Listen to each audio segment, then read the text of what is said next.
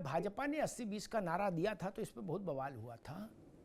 तो भाजपा ने इसको यूं स्पष्ट किया, जैसे अशोक जी ने स्पष्ट किया 90 कौन है और 10 कौन है। तो भाजपा ने कहा था जो भारत में रहते हैं लेकिन बाबर को, तैमूर को, चंगेज को, औरंगजेब को, सालार गाजी को अपना पूर्वज मानते हैं, अपना नायक मानते हैं, वो 20% लोग अलग हैं। बाकी जो भारत को माता मानते हैं वो 80% एक तरफ है। इनने ये कहा था। ये डिवीजन की बात थी क्या? नहीं ना। आज जैसे आपकी बात डिवीजन की नहीं है, वैसे इनकी बात भी डिवीजन की नहीं थी। भारत में रहेंगे और सालार गाजी की आरती करेंगे। मेरे पास है प्योर पाव भाजी का मसाला, प्योर पाव भाजी मसाला, पाव भाजी को टेस्टी बना डाला, सबका राजा आल प्योर मसाला। कल सरसंघ चालक से मोहन राव भागवत से परसों पूछा गया बनारस में, शाखा के कार्यक्रम में वो गए थे सुबह। तो वहां एक युवा ने पूछा संघ के बारे में, तो उन्होंने कहा कि जो औरंगजेब को अपना आदर्श नहीं मानता वो हर व्यक्ति का स्वागत है, वो किसी धर्म, मत, मजहब, पंथ का हो संघ में। ये तो 80-20 है अशोक जी। मेरे ख्याल से अब आप भी इस बात से सहमत होंगे कि जो औरंगजेब के नाम का ताबीज नहीं बांध रहा वो भी 80 है, और जो ताबीज औरंगजेब के नाम का बांध रहा है वो 20 है। तो 80-20 तो हो गया नहीं।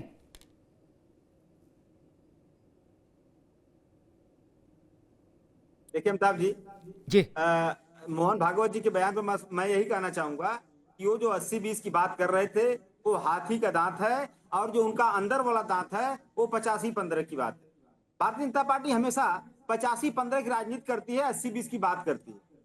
ये सर्वविदित है। आप देखिए उत्तर प्रदेश में, आप कहेंगे यार फिर वहां चले गए, मैं सबका नाम नहीं लेना चाहता हूं, लेकिन आप देखिए योगी सरकार का जो नीतियां हैं उसमें किस तरह से 85% जो पीडीए के लोग हैं, जो दबे कुचले हिंदू समाज के लोग हैं, पिछड़े दलित आदिवासी हैं, उनके साथ कैसे उत्पीड़न हो रहा है, कैसे भेदभाव हो रहा है। अब मोहन भागवत कह रहे हैं कि जो सालार गाजी को नहीं मानता है वो जो 20 मतलब अलग है, बाकी सब एक साथ है। तो वो हाथी का दांत है मोहन भागवत की बात। वो 80-20 मुंह से बोलते हैं और अंदर रखते हैं 85-15। 15% को उठाओ, 85% को ठीक है दबा दो जी। प्रशांत पटेल जी, 80-20, 90-10 इसके बीच में तो बहस घूम ही रही है, लेकिन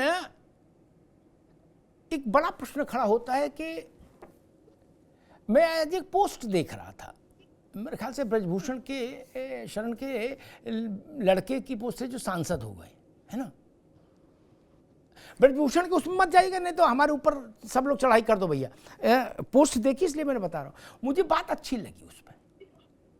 उसने कहा कि गोंडा का उदाहरण दिया है, उसने संपत्तियां बताई। अशोक जी आप भी सुन लीजिए। क्या कि ये सरकारी संपत्तियां थी, ग्राम पंचायत की जमीनें थी, स्कूल के लिए थी, शौचालय के लिए थी, पार्क के लिए थी, अस्पताल के लिए थी सरकारी। ये वक्फ ने अपने झोला रख के अपने अंदर कर ली। बोले इनकी मुक्ति का अभियान ना हिंदू डोमिनेंस का मामला है और ना मुस्लिम विरोध का मामला है। प्रशांत पटेल, मुझे लगता है ये ज्यादा बेहतर बात है नहीं, क्योंकि अगर अस्पताल बनेगा जमीन पर तो वो हिंदू के भी काम आएगा, मुसलमान के भी काम आएगा। जो वक्फ में जमीन आ गई वो तो किसी मुसलमान के काम आने नहीं। आज तक वक्फ कोई ऐसा व्हाइट पेपर जारी नहीं कर पाया कि हमने उत्तर प्रदेश में या हमने हिंदुस्तान में इतने लाख, इतने करोड़ मुसलमानों का जीवन बदल दिया। प्रधान जी। जी बिल्कुल सही कह रहे हैं अमिताभ जी। और ये पार्लियामेंट में डिबेट के दौरान भी ये बात आई कि वक्फ बोर्ड बताए कि उसने कितने हॉस्पिटल, कितने स्कूल, कितने यतीम खाने या कोई अनाथालय या कोई इस तरह का धर्मशाला वगैरह बनाई हो, कोई डेटा अभी तक वक्फ बोर्ड नहीं बना पाया, बस खाली फालतू की बातें कर रहा है। और जो भी इसमें डेटा ये भी आया है कि जो 40,000 मुकदमे पेंडिंग है वक्फ बोर्ड के मामले में, उसमें अधिकांश जो मुसलमानों ने ही कर रखे हैं। सबसे अधिक तो वक्फ बोर्ड से प्रताड़ित गरीब मुसलमान है जिनकी जमीनों पर इन्होंने कब्जा कर रखा है, बाकी अन्य धर्मों के लोग तो है ही हैं। इसीलिए तो बाकी जो ये लोग विपक्ष जो चाह रहा था कि लोगों को भड़काया जाए, उनको सड़क पर लाया जाए, हिंसा कराया जाए, वो नहीं हो पा रहे, क्योंकि लोग तो बहुत पसंद है। लोग समझ रहे हैं जो बड़ी संख्या में मुसलमान जो है वक्फ अमेंडमेंट बिल के सपोर्ट में सड़कों पर आए, अलग अलग तरीके से उन्होंने समर्थन दिया, वो उसी का परिणाम है। और अब मुस्लिम महिलाओं को इक्वल राइट नहीं होता था, उस पर भी उनके लिए तलाकशुदा महिलाओं के लिए या बच्चियों के लिए या बेवाओं के लिए जो प्रोविजन किए गए हैं, उनको जो दबा के रखा गया, तो ये सब चीजें अब ठीक होंगी। तो जो वहां पर भी मुस्लिम समाज जो था, जिनको इन्होंने लगातार भड़काया, उनको गरीब बना करके रखा, उनको चाहा कि खाली वोट बैंक की तरह इस्तेमाल किया जाए, वो चीजें अब बिल के माध्यम से ठीक की गई हैं। लोग ये समझ रहे हैं।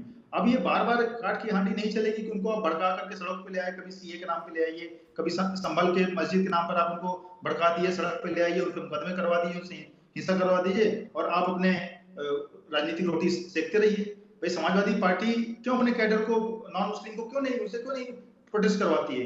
क्यों सुमन के मामले में भाई जो समाजवादी पार्टी का कोर वोटर है, वो क्यों उनका जो सजाती है वो क्यों नहीं सड़क पे आता?